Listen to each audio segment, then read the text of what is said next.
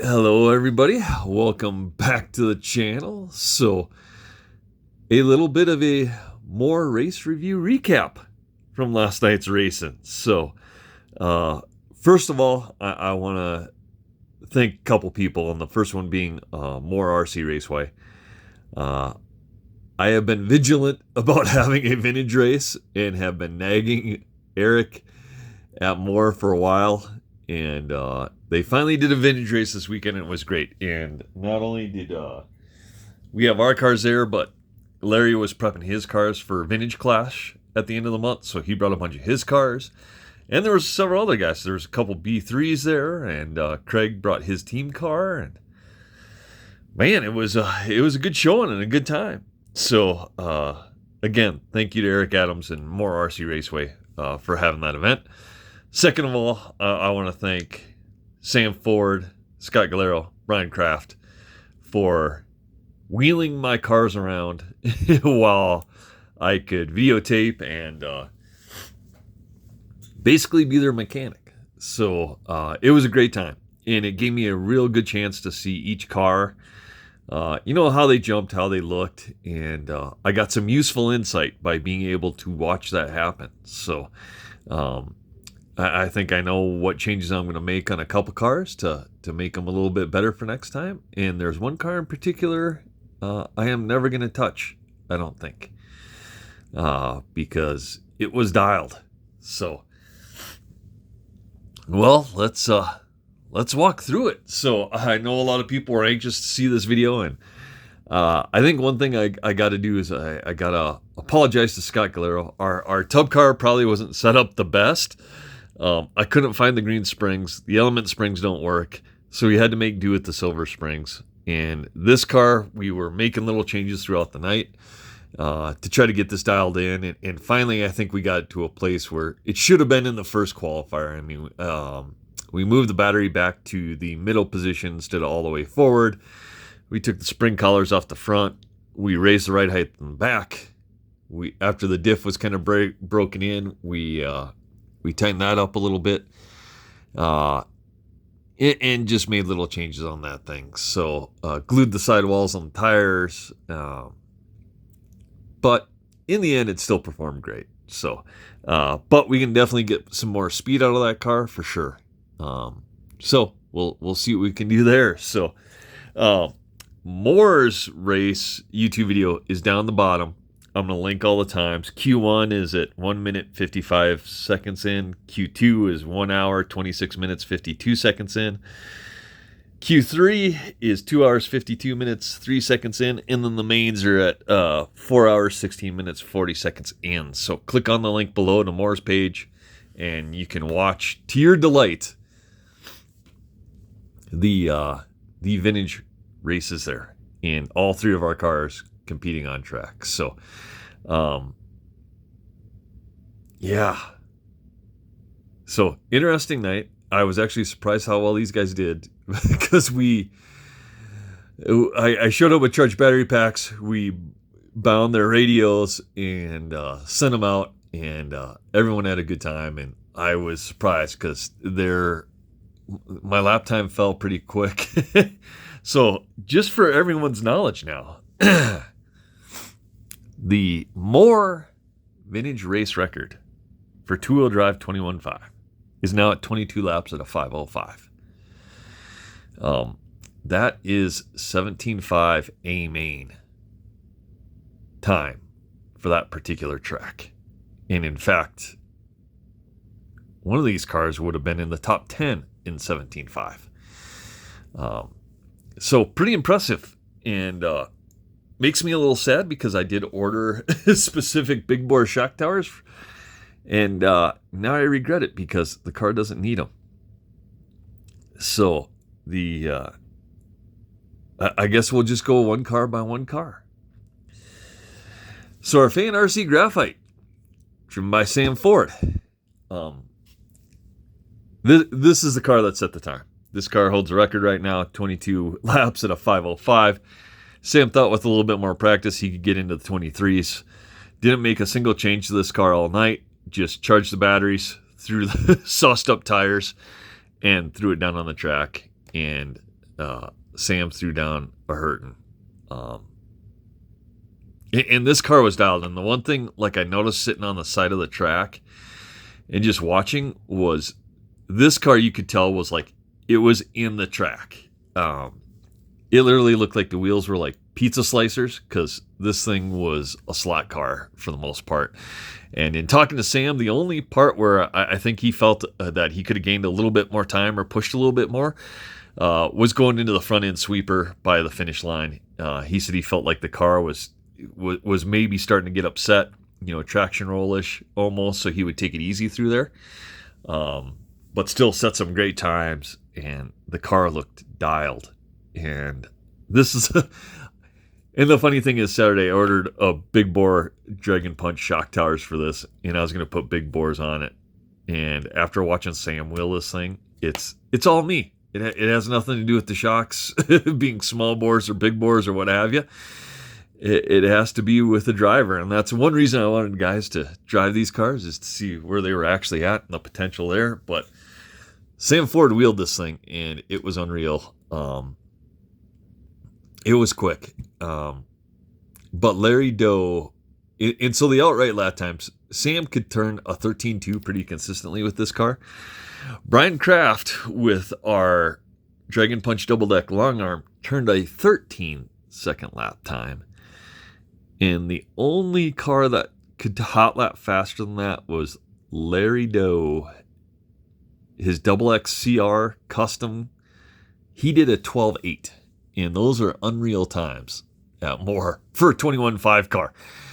Especially considering that these cars have, surpassed rockets. Like, these aren't the highest end motors out there. And they were providing plenty of power. I mean, you could get on that throttle and wheelie these things, and if you look on the video, you'll see a couple times where I think Brian's car did a couple wheelies down the straight, getting on it, and plenty of power out of those things. So the cars were great. So Sam Ford, he won every qualifier and won the main. Did a great job. This car was dialed, and like I said, I cannot say enough things about the fan RC cars. I think these, if you're going to buy a car to race, I think this is the way to start and go. This car was fantastic, and mainly Sam Ford was fantastic. I should put it that way. But it showed me that this car's potential is limited by the driver and not the car, because he was 2 laps faster than me. So I was, turning 14.1s, 14.2s with this. He was consistently turning 13.2s. So, pretty impressive. Scott, with our tub chassis car, like I said, we chased a lot of the setup on this car all night. You can see that it was riding a little high in the front and maybe a little low in the rear, and we were doing some adjustment on that, but there's only so much you can, like I said, you almost got to cut a coil or something. We did take the adjusters out for the main, and that seemed to work a lot better. The car looked a lot better in the main than it did in the heats, because I think we finally kind of got that dialed in where it needed to be. And we're going to continue. Like I said, I want to find green springs for this, just like we have in our other cars, because I think that is the way to go, because those cars did seem to have a little bit better suspension setup. And so we're going to see what we can find and maybe rerun that car before we give it away. But I want to give it away all set up. So I'm trying to get it as good a setup as possible. And then a lucky viewer can hopefully take this and go to the track, and the thing should be relatively good to go. With not a whole lot of setup or parts needed, straight out of the box, ready to run. Our Dragon Punch car was the fastest 1 lap time out of these cars. So in Q1, Brian got second, turned 21. I want to say 5:08. I don't remember. Pretty quick, right behind Sam Ford, and that car was pretty good. we debated. I think it's the same thing, is, getting rid of the front collars to maybe lower this down a little bit. So what I did was I did find the old school associated, the collars with the shims, because if you put the collar on there, you can at least get about 2 millimeters, maybe 3 out of this without having, with at least having a collar there to help retain the spring a little bit better. So I am going to make that conversion on this, but this car did pretty well. And unlike Sam and Scott, Brian did use my Noble, so he wasn't using his radio. So I think that took a little bit getting used to as well on this. And then in Q2 with this car, we had a slight problem with one of the screws backed out of the shock bottom. So that ended his Q2, and I think he was in second there on a pretty good pace. So put in a different screws in there, put them ones that were a little bit longer, steel, and that worked. And then in Q3, he was in second place, and I think he was closing on Sam Ford. And this car is fast, and Brian Kraft is fast, but he came off the double, and there was a stake sticking up, and it wiped out the left side of our car. So luckily on the front, all it was a ball cup. So I was able to replace the ball cup. On the back, it took out the rear arm, and it bent the hinge pin. Luckily, it didn't do anything to the inner mount, because that's the only spare I don't have. So we were able to get that repaired and back in there for the main. And Sam qualified first. Brian qualified second.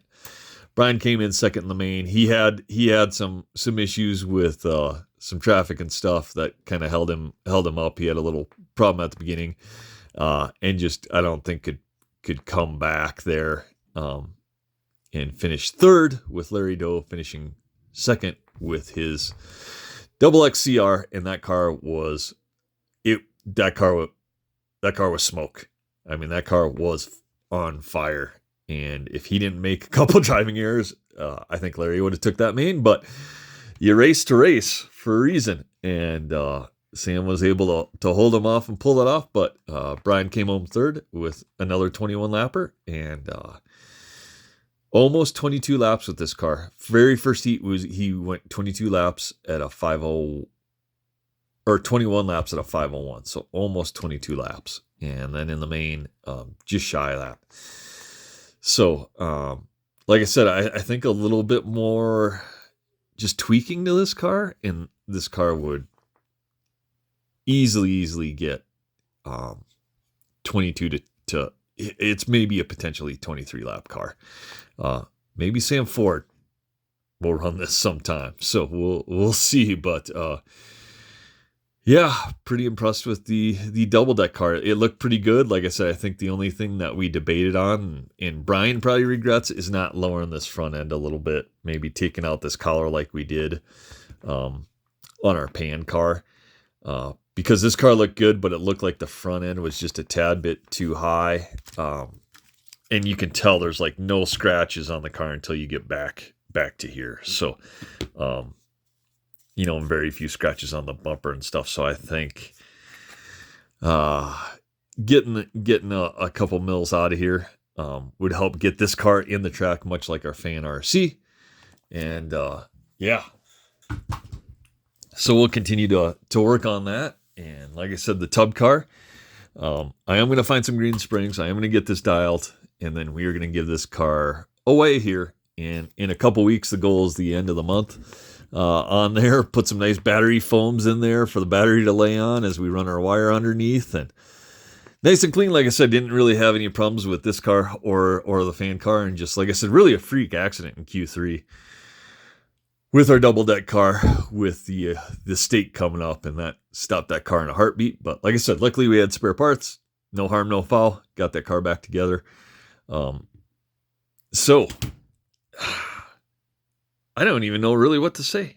I mean, part of me wants to say, yeah, buy a Fan RC Graphite. It turned the fastest time as far as overall. But on the other hand, our Dragon Punch car had just a flat out 13-second lap, hot lap. And that is quick. And like I said, I think a little bit more adjustment on that car, and that car could break that time there. So Brian Kraft did an excellent job wheeling that car around. And like I said, Sam Ford did an excellent job with this car, wheeling it around. And I don't know what it is, but this car, like I said, I rebuilt the diff before we went, before this weekend. And this car was like whisper quiet. Like you could damn near hear the tires scrubbing on the track. It was that quiet. That was really what you heard when it came by. And so I don't know. Maybe I got the diff and everything set up right, but Sam was adamant about not touching anything after he's like, just charged the battery and sauce my tires. And it worked because he lit it up every round. But like I said, I don't know. There's something to the fan cars. You know, and not to talk smack against Associated, but I will talk some smack. This car's $350, right? Comes with carbon towers, comes with a V2 upper shaft, so you can convert it to Octalock, which is buying an Octalock and a slipper. The team car, you can't do any of that shit. You know, team car comes with the 1/4-inch axles, doesn't come with the 3/16. So you can just straight run J Concepts wheels. For the price, the Fan RC is absolutely the way to go if you are looking to race an RC10. And I love the graphite version. Like I said, they do sell basically a whole kit minus the chassis, so that you can run a tub chassis or what have you, if you have that, or you just want to run a tub chassis. But this graphite, you'll see on the video, and it's hard to see on the video because, you know, it's up in the air a little bit, and that's why I wanted to watch trackside, because you could really tell it when the cars were in the track, or how well they actually were doing. And this car was in the track. I mean, it looked like a slot car, and a lot of that is attributed to Sam Ford and his skill as a driver. But I think something has to be said for the car too. I mean, I think out of the box, this thing, and like I said, this has nothing fancy except a Dragon Punch weight set in the front. I put 35 grams up there, and that is it. And the D-Hawk hubs, but those really don't have any performance advantage, just for bling, to put them on there, a little durability. But I mean, it's a stock car. I guess the J Concepts motor plate, but come on now. Who doesn't love a little honeycomb motor plate on there? But I mean, this is a stock car.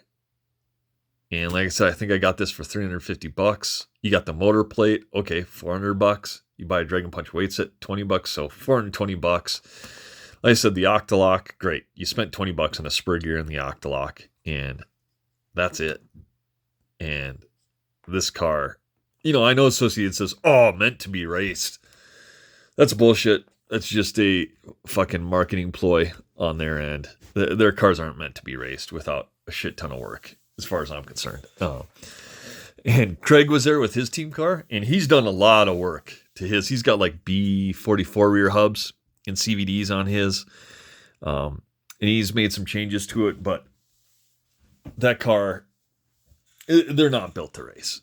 It may be like for a little bit of show, but I hope Associated gets their act together. You know, if those cars were built to race, they would do more support. Like I said, trying to find the right springs to be able to tune them to race is a one thing. And it's like, I know you're making them because you made a blue set for the 4-wheel drive RC10 that you ripped off from Factory Works and MIP. So why not rip off springs from somebody? I don't know. But the Fan RC, I think, is the way to go. If you have the money, the double deck car, that car is fast. It turns well. It does everything just as well as the Fan RC car.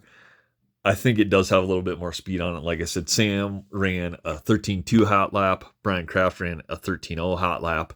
Sam was just able to do 13.2s nonstop every lap. And he was dialed. And Brian Kraft was, he was dialed too. But he did have some bad luck, and I think in the end that's what got him is bad luck. And then Scott, like I said, I had to apologize to Scott. I wish this car was set up a little bit better coming out of the box for him, but it's hard without running these cars. We threw them down in practice and just kind of ran them out. So we got it near, like I said, the end of the main. So I'm going to try to find some green springs, get this thing tidied up a little bit, get it acting the way it should act. So all of these cars are kind of quote unquote in the track. And yeah, so I'm sorry for the long video, guys. Like I said, click on Moore's link below. You can watch the vintage race there. All three of those cars in there. We did get some tires last night, so our Yokomo 91 Works is going to hit the track here fairly quick. I just got to glue up some rears that came in. And then our poor Cougar, I swear to God, it's starting this week, guys. We're going to start pouring some time on our Cougar now that we got kind of the RC10 shootout done. And we're going to get that thing on the track, hopefully before the track change here, so that we have a fair comparison with everything. And then maybe rerun our tub car too, if we can find some springs and get some stuff dialed in there. But again, thank you to Moore. Thank you to Sam, Scott, Brian for running my cars. And thank you for you guys to watching. Like, comment, subscribe below. Tell me your thoughts, and we'll catch you on the next one.